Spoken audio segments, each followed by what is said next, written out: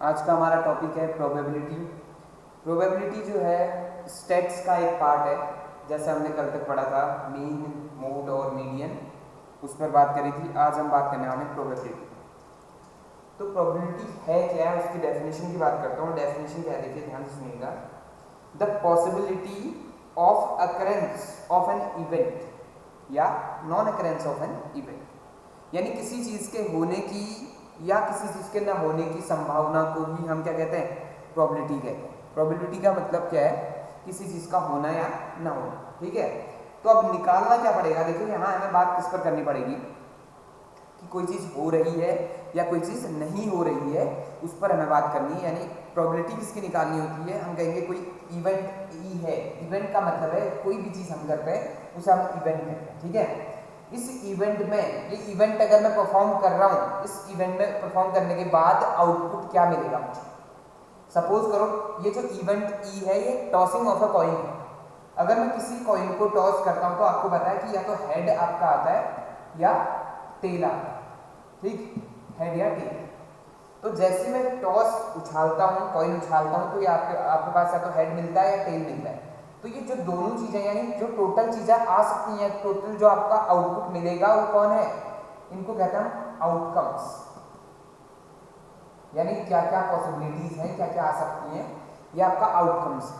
ठीक, तो हम कह सकते हैं यहाँ पे क्वेश्चन क्या बन सकता है कि प्रोबेबिलिटी ऑफ अकरिंग हेड और प्रोबेबिलिटी ऑफ अकरिंग टेल। समझ पा रहे हैं कि यहाँ क्या है केस की या तो आपका हेड आने की प्रोबेबिलिटी निकालनी पड़ेगी या आपका टेल आने की प्रोबेबिलिटी निकालनी पड़ेगी। ऐसे अगर मैं डाइस फेंकता हूँ तो डाइस फेंकने में प्रॉब्लम क्या है, जो इवेंट बनेगा उस इवेंट में आपके 6 आउटकम्स आएंगे। 6 आउटकम्स का मतलब है कि या तो 1 आएगा, या आपका 2 आ सकता है, या 3 आ सकता है, या 4 या 5 या आपका 6। तो ये सारे के सारे जो चीजें आ सकती हैं इनको हम कहेंगे आउटकम्स। इनका नाम आपका आउटकम्स। ठीक, अब अगर वो कहता है कि प्रोबेबिलिटी ऑफ अकरिंग 1, अगर हम एक बार डाइस फेंकते हैं और कह दिया कि आपका 1 आने की प्रोबेबिलिटी बताइए, या 2 आने की प्रोबेबिलिटी बताइए, या 3 आने की प्रोबेबिलिटी बताइए, या 4 आने की प्रोबेबिलिटी बताइए। ठीक, तो आपको करना क्या है, देखो टोटल मैं किसी इवेंट को अगर परफॉर्म कर रहा हूं तो इवेंट को परफॉर्म करने पर मेरे पास टोटल जो आउटकम्स हैं वो कितने हैं। अगर मैं बात करूं टॉसिंग ऑफ अ कॉइन में 2 आउटकम्स हैं, मैक्सिमम कितने आउटकम आ सकते हैं, 2 आउटकम आ सकते हैं। अब मैं बात क्या कर रहा हूं, देखिए ध्यान से सुनिएगा। अब मैं बात करने वाला हूं कि या तो हेड आई या टेल, यानी अगर वो मुझसे पूछता है कि प्रोबेबिलिटी ऑफ फाइंडिंग हेड, यानी कि आपका हेड आने की प्रोबेबिलिटी की बात करता है, तो हेड यहाँ पे कितनी बार आ सकता है, सिर्फ यानी मैं एक बार अगर फेंकता हूँ, टॉस उछालता हूँ, तो या तो हेड आ सकता है या टेल। तो ये एक इवेंट हो गया, यानी कि कितने बार फेवर में मेरे, 1 टाइम, यानी 1/2 इसकी प्रोबेबिलिटी होगी किसकी, हेड आने की। ऐसी टेल आने की प्रोबेबिलिटी पूछे तो आपने ध्यान देना कि कितने चीजें हो सकती है। देखो टॉस उछालता तो 2 चीजें हो सकती हैं, या तो हेड या टेल। तो टोटल आउटकम्स जो है नीचे लिखने हैं आपने। ठीक, उसके बाद फेवर में कितने हैं मेरे फेवर में, यानी टेल आपका कितनी बार पॉसिबल है। देखो मैं टॉस उछाल रहा हूँ, 2 ही चीजें तो आ पा रही हैं, या तो हेड आ रहा है या टेल आ रहा है। ठीक, तो ये जो है इस केस में क्या आ जाएगा, टेल आ जाएगा। तो उस टाइम पर टेल आपका 1 टाइम्स, यानी 1/2 occurrence of tail, 1/2 occurrence of head. तो ये प्रोबेबिलिटी निकालने के तरीके हैं। ठीक है, तो प्रोबेबिलिटी की डेफिनेशन आपको कंफर्म होगी possibilities of occurrence of an event. ठीक, इवेंट का मतलब है जो चीज आप परफॉर्म करने जा रहे हैं, कोई भी चीज अगर आप परफॉर्म कर रहे हैं तो इवेंट कहलाएगा। ठीक, जैसे डाइस फेंक रहे इवेंट है, जैसे आप टॉस फेंक रहे इवेंट है, जैसे आप बात करना चाह रहे हैं कि कल कोई एक पर्टिकुलर डे है, उस दिन आपका बारिश होगी या नहीं होगी। आप लोगों ने कुछ सजेशंस लगाया, आप लोगों ने कहा कि आपका कोई चीज कल बारिश हो सकती है, कल बारिश नहीं हो सकती है, तो हम उसके लिए भी प्रोबेबिलिटी निकाल सकते हैं इस तरह की कहानी। ठीक, तो प्रोबेबिलिटी का मतलब आप समझ चुके हैं, प्रोबेबिलिटी कैसे निकालनी है। अब इसके फॉर्मूले पे बात करने की, प्रोबेबिलिटी का फॉर्मूला है क्या एक्चुअल में। ठीक है, तो देखिए प्रोबेबिलिटी का फॉर्मूला क्या है। तो प्रोबेबिलिटी का मतलब होता है नंबर ऑफ, जो हमारे फेवर में है। देखिए प्रोबेबिलिटी ऑफ एन इवेंट ई का मतलब कोई इवेंट है। ठीक है, पीई का मतलब क्या है, probability of occurrence of an event E. ठीक, इक्वल टू क्या होगा, number of outcomes favourable to E, यानी ई जो हमारा इवेंट है जिसके लिए हम प्रोबेबिलिटी निकालने जा रहे हैं, जैसे हेड आने की प्रोबेबिलिटी निकालता हूं, जैसे आपका टेल आने की प्रोबेबिलिटी निकालता हूं, तो उसके फेवर की बात कर रहा है, ठीक है। Number of outcomes favourable to E, number of outcomes favourable to E, ठीक है। और टोटल नीचे क्या आ जाएगा, टोटल आउटकम्स। तो ये याद करने का बड़ा आसान तरीका, ठीक है। ऐसे अगर मैं बात करता हूं, अगर आपसे एक डाइस फेंका, ठीक है, डाइस फेंकने के बाद आपसे पूछा जाता है कि प्रोबेबिलिटी क्या होगी कि 1 आ जाए, तो आप आसानी से बता सकते हैं टोटल कितनी पॉसिबिलिटीज हैं, 6, यानी कितनी चीजें आ सकती हैं, 1 to 6 नंबर्स आ सकते हैं, तो टोटल पॉसिबिलिटी 6 है, नीचे हमने लिख दिया, ठीक है। 1 कितनी बार आता है, एक बार फेंकने में 1 की पॉसिबिलिटीज, देखो डाइस है, डाइस के हर कोने में आपका पता है, आपको हर फेस पर या तो 1 होगा या 2 होगा, 3, 4, 5 या 6, तो इन सब में 1 कितनी बार दिखाई दे रहा है आपको, सिर्फ और सिर्फ एक बार दिखाई दे रहा है, तो 1 की पॉसिबिलिटी 1/6। ऐसे अगर आपसे कहता है 2 कितनी बार आ सकता है, तो ये 6 टोटल हो गए, 2 भी आपका एक बार दिखाई दे रहा है आपको, तो ये क्या आ जाएगा, 1/6 आ जाएगा, ठीक। अगर आपसे इसी में कह दे कि आपका डाइस फेंका जा रहा है, प्राइम नंबर आने की पॉसिबिलिटीज बताओ, या प्राइम नंबर आने की प्रोबेबिलिटीज बताओ, तो प्राइम नंबर आने की प्रोबेबिलिटी के लिए हमें बात करनी होगी अगर, तो उसमें कैसे करेंगे, तो प्राइम नंबर सबसे पहले तो हमें पता होना चाहिए प्राइम नंबर होते क्या है, ठीक है। तो हमारे जो डाइस में नंबर होंगे वो कितने होंगे, 1, 2, 3, 4, 5 या 6, ये डिजिट्स आपको डाइस में दिखाई देंगे। तो हमें पता है कि हर बार जो टोटल डिजिट्स हैं वो कितनी है, 6 हैं। अब प्राइम नंबर चाहिए, तो सबसे पहला प्राइम 2 होता है, प्राइम की डेफिनेशन आप लोग समझते हैं, प्राइम का मतलब है कि एक ऐसी चीज, या सीधे सीधे बात करें, प्राइम नंबर का मतलब है एक ऐसा नंबर जिसके मैक्सिमम 2 फैक्टर होते हैं, यानी कि आपका एग्जैक्टली कितने फैक्टर होने चाहिए, 2, एक इटसेल्फ और एक वो नंबर, सॉरी एक 1, ठीक है। जैसे 5 के 2 फैक्टर हैं, कौन कौन, एक 1 और एक 5, तो 5 क्या है, प्राइम एग्जैक्ट, ठीक है, ना उससे कम ना उससे ज्यादा, ठीक है। तो मैक्सिमम या तो सीधे सीधे एग्जैक्टली 2 फैक्टर होने चाहिए किसके, किसी नंबर के, तो वो प्राइम कहलाता है, ठीक। अब यहाँ देखिए प्राइम कौन कौन है, एक 2 है, एक प्राइम आपका 2 है, एक प्राइम 3 है और एक प्राइम 5, तो इन सब में टोटल कितने प्राइम है, 3 प्राइम्स हैं, तो ये आपका 3 आ जाएगा और कट के क्या आ जाएगा, 1/, ठीक। तो आपने जितनी बार भी देखा अभी तक, जितने भी एग्जांपल मैंने डिस्कस करे हैं, आपने ख्याल किया होगा कि हर बार जो प्रोबेबिलिटी है वो 1 से छोटी आ रही है, हर बार ही प्रोबेबिलिटी 1 से छोटी आ रही है। देखिए 1/2 आया, 1/6 आया, ठीक। तो इस तरह की प्रोबेबिलिटीज आ रही हैं। तो आपको याद है कि जब भी न्यूमरेटर छोटा होता है डिनोमिनेटर से, न्यूमरेटर छोटा होता है डिनोमिनेटर से, चीज हमेशा 1 से छोटी आती है, यानी ये जो आंसर आएगा इसका वो हमेशा क्या आएगा, 1 से छोटा आएगा। तो अगर ये 1 से छोटा आ रहा है तो यहाँ पे आपका एक कंडीशन बनती है कि प्रोबेबिलिटी जो है मैक्सिमम प्रोबेबिलिटी 1 होती है, किसी चीज के होने की मैक्सिमम प्रोबेबिलिटी 1 होती है, या ना होने की मैक्सिमम प्रोबेबिलिटी 1 होती है। जैसे अगर मैं बात करता हूँ आपसे कि कोई चीज फिक्स है, यानी कोई चीज फिक्स है, तो श्योर इवेंट कहलाता है, उसको आप क्या कहते हैं, श्योर इवेंट। इवेंट का मतलब आपको बता दिया है, कोई भी चीज मैं परफॉर्म करने जा रहा हूँ तो वो इवेंट है, ठीक है। अगर मैं कोई भी चीज परफॉर्म करने जा रहा हूँ तो वो इवेंट है। अगर वो इवेंट है तो श्योर इवेंट की डेफिनेशन आपको बताई कि श्योर इवेंट किसे कहेंगे, जिसमें किसी चीज का होना तय है, यानी कोई चीज होगी। जैसे अगर मैं बात करूँ डेज की बात करता हूँ, सपोज करो कि कल आपका जो आने वाला है वो मंडे, ठीक है। तो मैं कहता हूँ कि कल मंडे है तो तय है, होना है कि आपका मंडे है ही है, उसको कोई बदल नहीं सकता, ठीक। तो इसकी जो प्रोबेबिलिटी है, श्योर इवेंट की प्रोबेबिलिटी जो होती है हमेशा कितनी होती है, 1 होती है। श्योर इवेंट, ये इवेंट्स तय हो रहे, ठीक है। इवेंट का मतलब बता दिया था, इसके अंदर एक नया इवेंट है आपका श्योर इवेंट। श्योर इवेंट का मतलब है कि जिसकी प्रोबेबिलिटी कितनी होगी, 1, और इसका मतलब है होना तय है इसका, ठीक है। दूसरा इम्पॉसिबल इवेंट। इम्पॉसिबल इवेंट का मतलब क्या है, इम्पॉसिबल इवेंट, इम्पॉसिबल इवेंट का मतलब है कोई चीज जब हो ही नहीं सकती, ठीक। जैसे सपोज करो मैं कहता हूँ कि आपका कोई 10th क्लास में कोई बच्चा है जो 60 इयर्स का है, 10th क्लास में कोई बच्चा है जो 60 ईयर का, हमारी प्रेजेंट 10th क्लास में, ठीक है, तो ये पॉसिबल नहीं है अभी के लिए, ठीक। या कोई ऐसी चीज़ बता सकते हैं आप, ठीक, जो पॉसिबल नहीं है, बिल्कुल इम्पॉसिबल है किसी चीज़ का होना, ठीक है, तो ये इम्पॉसिबल इवेंट कहलाता है और इसकी जो प्रॉबिलिटी होती है वो कितनी होती है, 0। तो प्रॉबिलिटी आपका हमेशा 0 से लेके 1 तक होगी, ना 1 से ज़्यादा ना 0 से कम। 0 से कम का मतलब है नेगेटिव कभी भी प्रॉबिलिटी नहीं हो सकती है। नेगेटिव प्रॉबिलिटी आने का मतलब है आपका आंसर गलत है, या 1 से ज़्यादा प्रॉबिलिटी आने का मतलब आपका आंसर गलत है, ठीक है। अब देखिए कोई चीज़ मैं आपको बात कर रहा हूँ कि किसी चीज़ का होना और ना होना, दोनों चीज़ें का सम जो है वो हमेशा 1 आता है। वो कैसे लिखें?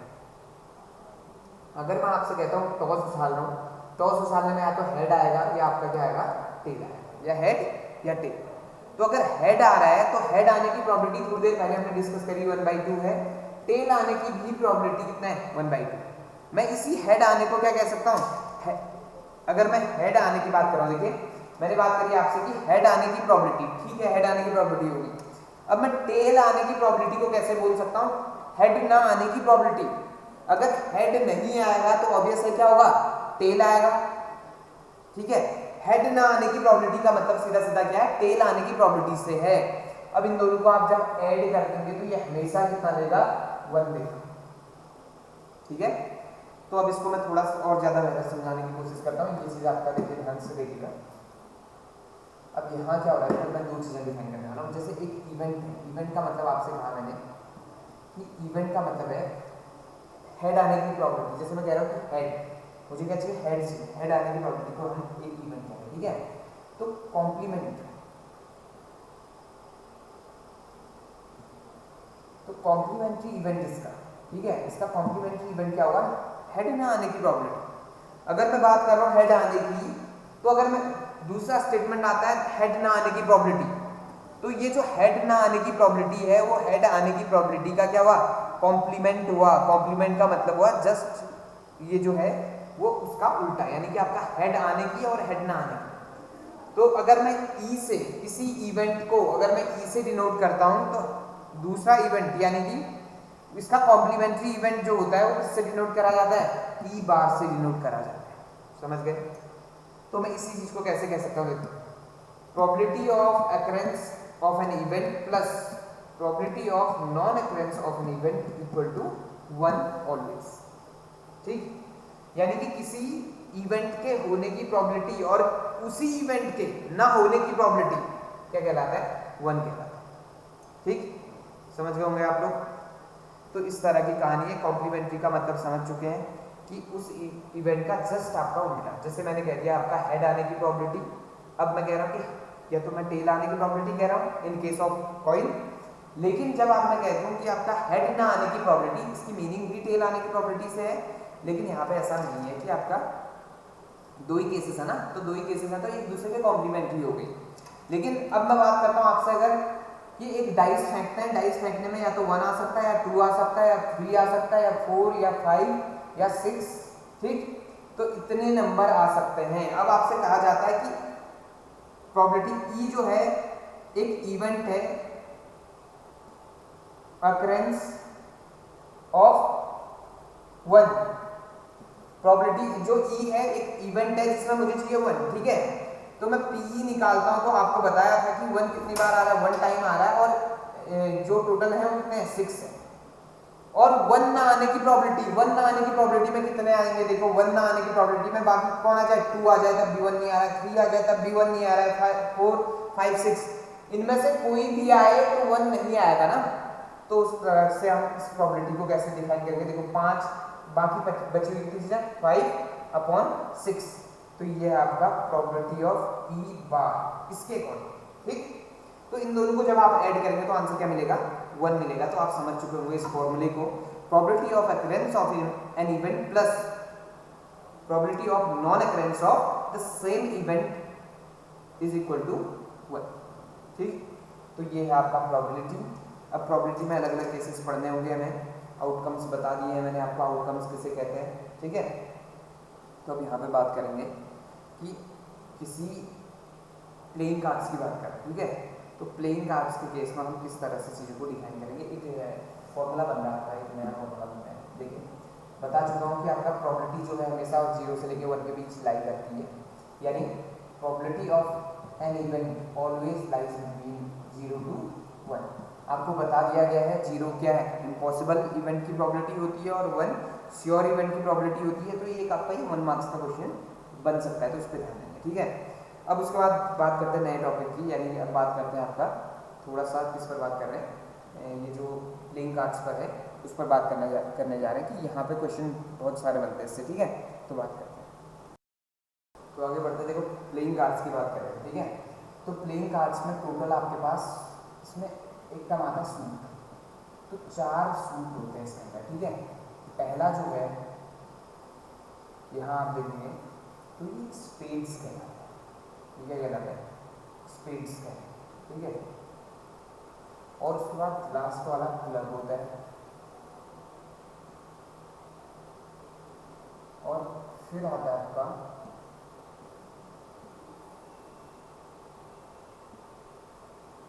हार्ट्स एंड डायमंड, ठीक। तो यह आएगा आपका डायमंड। तो आपको ध्यान देना है, मैंने आपको ध्यान दिया होगा कि फर्स्ट और लास्ट को ब्लैक कलर से लिखा है और हार्ट और डायमंड को रेड कलर से लिखा है। इसका मतलब क्या है कि जितने भी आपका स्पेड्स और क्लब में मेंबर्स आएंगे वो ब्लैक कलर में दिखाई देंगे आपको, और जितने मेंबर्स हार्ट्स और डायमंड में आएंगे वो आपका टोटल किससे रेड कलर से दिखाई देंगे, ठीक है। तो टोटल जो है आपके ये 4 सूट हुए, ठीक है। और पैक जो है, पैक का मतलब है कि पूरा जो प्लेइंग कार्ड है हमारा, उसमें कितने 52 कार्ड्स टोटल, कितने कार्ड 52 कार्ड्स होते हैं। 13 कार्ड आपके स्पेड में, 13 कार्ड्स आपके हार्ट में, 13 कार्ड आपके डायमंड, 13 कार्ड क्लब, ठीक। तो जो स्पेड का शेप है ये शेप कुछ ऐसा होता है, थोड़ा शेप बनाना पड़ेगा इसको, ब्लैक से ठीक है सर, इस तरह का शेप होगा, ठीक है। और दूसरा जो क्लब है, क्लब में शेप कुछ ऐसा आएगा, देख लेना मतलब, ठीक। और तीसरा जो हार्ट है, हार्ट का शेप तो आप जानते हैं, हार्ट का शेप कुछ ऐसा आएगा, ठीक। और उसके बाद डायमंड का शेप कुछ ऐसा आएगा, ठीक है। तो इस तरह से, तो ये शेप हो गए इसके। अब जो स्पेड है, हार्ट है, डायमंड है, क्लब है, सब में एक जैसे पत्ते होंगे, एक जैसे आपका क्या होंगे कार्ड्स होंगे, ठीक। तो पहला जो आपका टर्म है, यानी स्पेड में जो है 1 नंबरिंग होती पूरी पूरी, देखिए 1 2 3 4 5 6 7 8 9 10, ठीक, करीब करीब ऐसे। तो 1 को हम यहाँ कहते हैं एस, तो 1 नहीं लिखा होगा कहीं भी आपका, वो क्या लिखा होगा एस लिखा होगा, इक्का कहते हैं हिंदी में, ठीक है। उसका 2 से ऊपर बाकी सारे नंबर्स, फिर आता आपका जोकर यानी जैक, क्वीन और किंग। ये जो 3 कार्ड है इनमें फेस होते हैं, ठीक है। नंबरिंग कहाँ से होगी, 2 से लेकर 10 तक नंबर्स होंगे, इनमें फेस होंगे जैक में, क्वीन में और किंग में, और एस आपका ए लिखा होगा बस, ठीक है। तो ये इस तरह की कहानी है, ठीक। तो कहने का मतलब क्या है, एक जो सूट होगा उस सूट में 13 पत्ते होंगे, और 13 में से एक एस होगा, एक किंग होगा, एक क्वीन होगी और एक जैक होगा, ठीक है। तो फेस जो है, फेस यानी फेस का मतलब है इन तीनों के आपको चेहरे दिखाई देंगे, जैक का भी और क्वीन का भी और किंग का भी, यानी ये कहलाते हैं फेस कार्ड कहलाते हैं। यानी एक सूट में कितने फेस कार्ड है, 3, तो 3 इधर होंगे, 3 इधर होंगे, 3 इधर होंगे, 3 इधर होंगे, यानी कि टोटल फेस कार्ड कितने हो जाएंगे, 12 फेस कार्ड हो जाएंगे, ठीक। तो अब यहाँ से क्वेश्चन किस तरह के बनते हैं, देखिए आपका एस, देखिए एक में एक है, तो 4 सूट में कितने 4 एस, तो टोटल एस कितने होते हैं 4, 2 आपका ब्लैक कलर के, 2 आपका रेड कलर के, ये कलर कॉम्बिनेशन भी यहाँ पे आपका बनता है, तो आपको ध्यान देना है इस पर, ठीक। दूसरा जो टर्म आया फेस कार्ड, फेस कार्ड का मतलब है जिन कार्ड्स के फेस दिखाई देते हैं आपको, जिन कार्ड्स के फेस दिखाई देते हैं वो कितने हैं, देखिए 3 आपका कौन स्पेड्स, 3 आपका हार्ट, 3 आपका डायमंड और 3 क्लब, यानी टोटल कार्ड्स कितने हो गए 12 कार्ड्स हो गए, ठीक। तो ये फेस कार्ड कितने हो जाएंगे 12 हो जाएंगे। तो यहाँ ध्यान देना है और ऐसी कलर कॉम्बिनेशन का भी रहता है। देखो टोटल जो रेड कलर के, अगर मैं आपसे पूछूं रेड कलर के टोटल कार्ड्स कितने हैं तो आप बता सकते हैं इसका, ठीक। तो ये कितने हैं 26 हैं, और ऐसे ब्लैक कलर के कार्ड्स कितने हैं 26 हैं, ठीक। तो ये कार्ड से रिलेटेड कुछ बेसिक जानकारी थी, ये मैंने आपको बता दिया है। तो देखिए आपसे पूछता है, अगर कहता है कि आपका एक पैक ऑफ कार्ड्स है आपके पास, उस कार्ड में से हमने एक रैंडमली एक कार्ड निकालते हैं, वो रैंडमली कार्ड निकालने के बाद वो है क्या, यानी वो पूछता है कि आपका इसके एस होने की प्रोबेबिलिटी बताइए। तो वो एक कार्ड निकाला मैंने, वो एस भी हो सकता है और नहीं भी हो सकता है, ठीक है। तो एस होने की प्रोबेबिलिटी क्या है, टोटल कार्ड्स आपके पास कितने हैं 52, तो अपॉन में कितना आ जाएगा 52 आ जाएगा। और आपको पता है कि एक पैक में जो एस है वो कितने होते हैं 4, तो ये रहा आपका 30 कितना आ जा रहे हैं 1/30, तो ये आंसर इस तरह से आएगा, ठीक। तो ऐसे आप निकाल सकते हैं। तो ये समझ चुके होंगे आप लोग कि किस तरह से आपका, देखिए फर्स्ट आपको ऐसे याद रखना है, स्पेड और क्लब ब्लैक कलर के होते हैं, हार्ट और डायमंड जो है वो रेड कलर के होते हैं, हमेशा ही ऐसा है, ठीक। तो इस तरह के कॉम्बिनेशन है, कलर कॉम्बिनेशन। तो आप समझ चुके होंगे इस थ्योरी को, ठीक है। तो इसके कुछ क्वेश्चन पे ऐसी ओरल डिस्कशन कर रहा हूँ, आपको ध्यान देना है कि इसके कुछ क्वेश्चंस पे अगर मैं ओरल डिस्कशन पे बात करता हूँ इसके, ठीक है। देखिए जैसे इसमें कुछ ओरल क्वेश्चंस हैं, जैसे 15.1 में पहला जो क्वेश्चन है क्या कहता है, देखिए probability of an event E plus probability of the event not E, not E का मतलब ई बार से, ठीक है। अगर मैं कह रहा हूँ ई कोई चीज है इवेंट, तो ई बार का मतलब क्या है नॉट ई, यानी ई ना होने की प्रोबेबिलिटी का मतलब है, ठीक। इन दोनों के एडिशन का इन दोनों का सम कितना होता है 1 होता है, ये पहले बता चुके हैं आपको, ठीक। The probability of an event that can't happen is, यानी एक ऐसा इवेंट जो हो ही नहीं सकता, यानी इम्पॉसिबल इवेंट, इम्पॉसिबल इवेंट की प्रोबेबिलिटी कितनी होती है 0 होती है, आप समझते हैं। तो ये आपको फिलअप्स में फिल करने हैं, ठीक। और such an event is called, तो देखिए क्या कह रहा है कि आपका उसकी प्रोबेबिलिटी कितनी होती है कह रहा है, और उस तरह के इवेंट को क्या कहते हैं इम्पॉसिबल इवेंट कहते हैं, आपको पता है, ठीक। ऐसे थर्ड केस है the probability of an event that is certain to happen, तो फिक्स है यानी निश्चित है जिसका होना, उसे हम उसकी प्रोबेबिलिटी कितनी होती है 1 होती है, और उसे हम बोलते क्या है श्योर इवेंट बोलते हैं, ठीक। तो श्योर इवेंट का दूसरा जो है वो है सर्टेन इवेंट भी कह सकते हैं आप उसे, ठीक है। अगला the sum of the probabilities of all the elementary events of an experiment, the sum of the probabilities of all the elementary event of an experiment is, यानी सारे के सारे जो सम होगा वो कितना होगा टोटल 1 होगा, आपको ये पता है, ठीक। अब the probability of an event is greater than और इक्वल टू, किससे बड़ी और इक्वल होती है 0 से। इससे जस्ट पहले आपको देखो एक लाइन लिखी थी हमने, सॉरी मैंने हटा दी शायद, तो वो लाइन क्या लिखी है ये 1, ठीक। तो greater than equal to 0 and less than equal to 1। तो इस तरह के क्वेश्चंस हैं, तो जहां तक आप कर पाएंगे इसमें क्वेश्चंस आपने करने हैं, और कल हम यानी कि दूसरे जो सेशन होगा उसमें बात करेंगे इसके कुछ क्वेश्चंस पर, और ये आपका इतना डीप है नहीं इसमें, तो ये लगभग दूसरे सेशन में खत्म हो ही जाएगा, ठीक है। तो आपसे मिलते हैं दूसरे सेशन पर।